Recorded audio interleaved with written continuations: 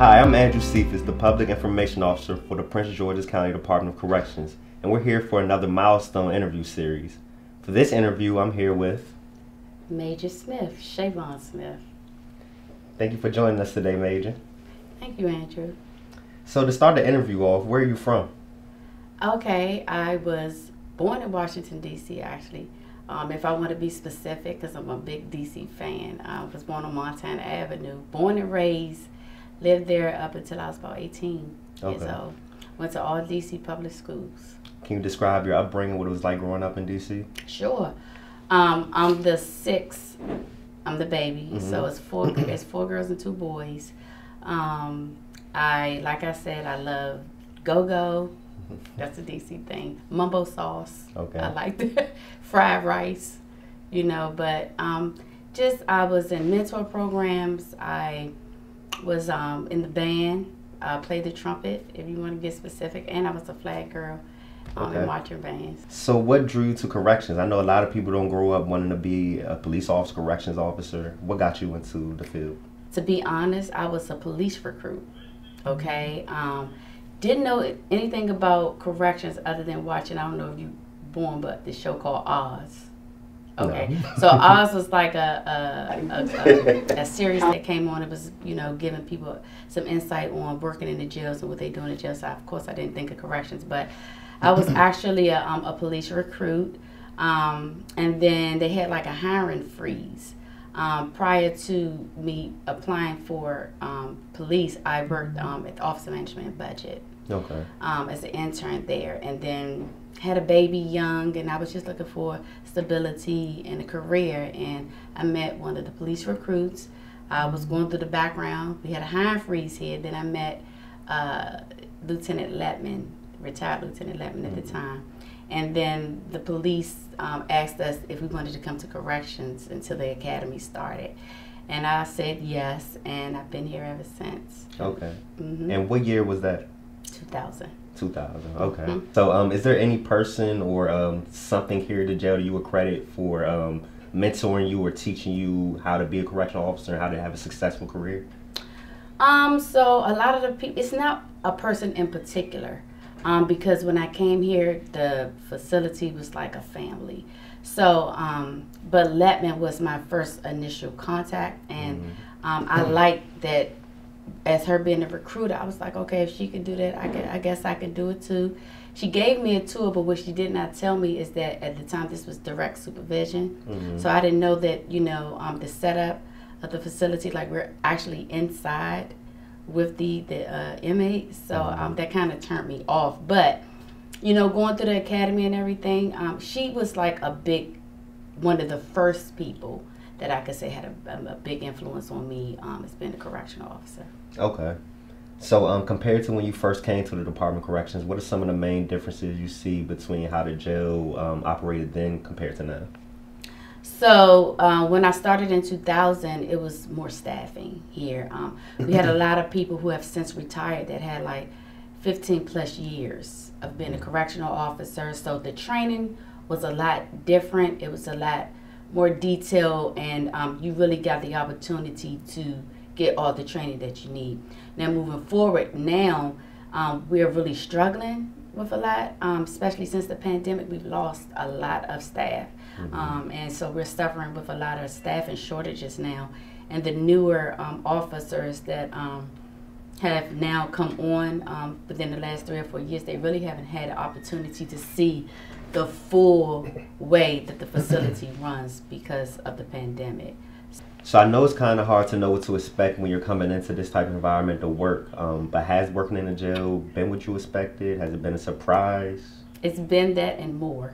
Okay. I mean, just when you think you've seen it all, there's never a dull moment working in a career like this. However, I don't regret it at all. Okay. What are some of the different positions and roles you have with the department? I want you to stand by because I have a lot. Okay. Okay. So my past consists of, I used to be an ERT member, regional processing. I worked there, regional processing supervisor. Then from there, I was recruitment. From recruitment, I went to internal affairs. Then I was a training instructor, SOD commander, then shift commander, and now I hope I'm not missing something. SOD commander, shift commander. Am I missing anything? Probably so. Oh, did I say tactical operations? I don't believe so. Tactical operations commander, and now I am the executive assistant. Okay, so you've pretty much been in almost every area of the jail. Yep. Do you have any one or two that are your favorites over the years? Absolutely. My favorite was shift commander. Okay. And then from that I would say training instructor. And why is shift commander your favorite? I was the shift commander for shift 3, and I liked it because the camaraderie. I was able to bring my shift together. We had so much fun. And I had a younger group of officers, and they're just, to me, they're hungry for the education, and they want to learn. And I think that was I just loved it. I did. I liked everything about it. We had a bunch of parties too. I was gonna say, I used to hear about your parties as shift commander. I mean, hey, but that was their reward. You know, if they did something, because when I initially took over shift 3, we had terrible attendance, and I remember when I went to my first roll call, I explained that, look, if we can get our attendance better, I can reward you with a lot of things, and they did it. So, as a training instructor, I get to see the most classes I taught was report writing, and I like that too. I mean, just to see when you get the new recruits and how their version of what they think an incident should say or what should be in it, and then you switch it around and they're able to make the adjustment. That's pretty cool. Okay. So can you explain what you do in your current position with the department? So this role is more administrative. I'm not as involved with working on shift. I do periodically work because of the shortages, but my role here, I'm dealing mostly with citizens. I'm in meetings all day. Whatever the director requires me to do, that's meetings. The citizens' grievances.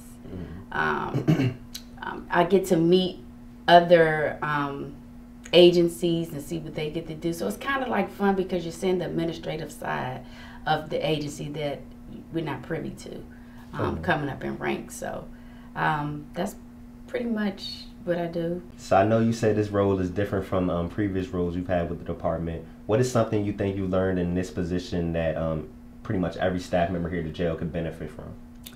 So this position, I would say, would help me is the background, my security background, and having touched on a little bit of everything. You get to learn different things, budget stuff, support services things, finance, stuff that I had no clue about. So I'm getting it now. Okay. So you've been with the jail for 23 years now? So do you have any incident or event situation that has been your most memorable over the years? Either for positive reasons or negative reasons? I have a little bit of both. Which one you want? Both. One of both. So you know my favorite one was my shift party. I was able to put together a shift party that I think no other person could outdo me in, and I'm gonna brag about that. I was when you're a part of shift 3, it wasn't just officers. It was our finance section. That was our medical unit. It was everybody that was there in the evening, because we're there in the evenings, and I was able, for 4 months, I had put a committee together of the officers on shift, and we had planned what we called our summer sunset blast. That's what we called it. And we had set up we had talent show. We had set up a stage out on the courtyard. We had string lights. We did poetry. I mean, we had crabs. I mean, we had different nationalities of food there. It was just a blast, and the shift really came together. And it wasn't just for shift 3; it was for all shifts. Everybody was able to come together and have some fun. I also started what you see now is Christmas, the door competition. I was the first one that started that. Oh, I didn't know that. Yes, I did. And I won it 3 times. On shift, I did my snowman made out of cups, and then I think I did a Grinch, and then we had like this big Santa that we did for shift 1. So if you walk around, if you see, we the one started the door competition. I did a flea market, just a lot of little things. So what do you enjoy most about working in corrections? I do enjoy the camaraderie here. We're very family oriented here. Despite what's going on, staffing shortages wise, we're still a family.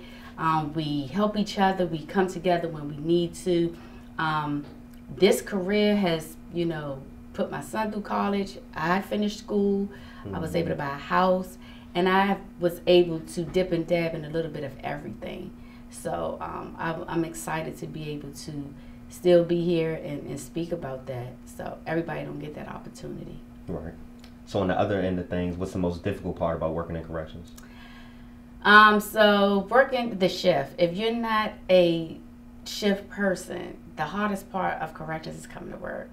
Shift 3 happens to be my favorite because it's midday, but it's not early. And what's the hours for shift 3 for the people who don't know? Shift 3 is 3 to 11. Okay. Yeah. But if you're a morning person or a midnight person or you're not, then the shift work is hard. And now the inmates that we have now are a little bit more different and challenging. So what kind of advice do you have for newer officers who are trying to do the same and move up the ranks with the department? Like I said earlier, just take advantage of all the opportunity that's presented to you. Try to dip in a little bit of this and a little bit of that. The good thing about working in corrections, if you go somewhere like in our SOD operations division where we have regional emergency response team, K9, if there's something that you want to do, do it. If you don't like it, you can always come back and reapply for something else. But this is a really good opportunity for someone to start out as young as 18 and able to retire very young and move on to something else. So if you could go back to day one when you were 21 and start your career all over again, would you do anything different, or would you pretty much keep everything the same? I think I would keep it the same.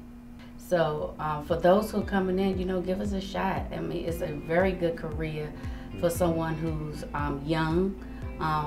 It can put you through school because we do have, scholarship, opportunities out here. And like I said, hey, 20 years, you can go retire, get your full retirement, and go somewhere else. Okay. So that was all the questions I had. Was there anything else you wanted to add in for the interview? I do. I want to thank you guys for doing Milestone videos. To me, it gives us an opportunity to express how we feel, to share, the experiences that we have, and a lot of agencies don't do that. So I do thank you guys for taking out the opportunity to finally get me on the sofa and talk about my background, let me brag about it a little bit, but I do appreciate you guys for doing that. Keep it up. Yeah, and we appreciate you sitting down with us, taking the time, so thank you. Thank you, Andrew. Thank you too, Will.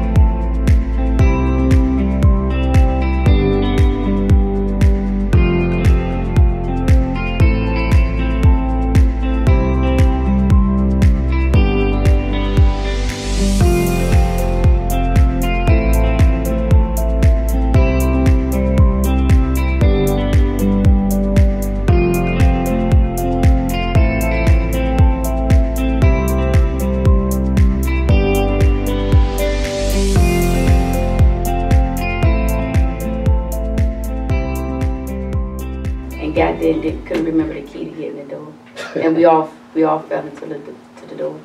Wow, that's a good one. That is a good one. It's embarrassing. I was so anxious, I got a wrong key, and we all just collapsed all over. Embarrassing. But those are moments that you will always cherish.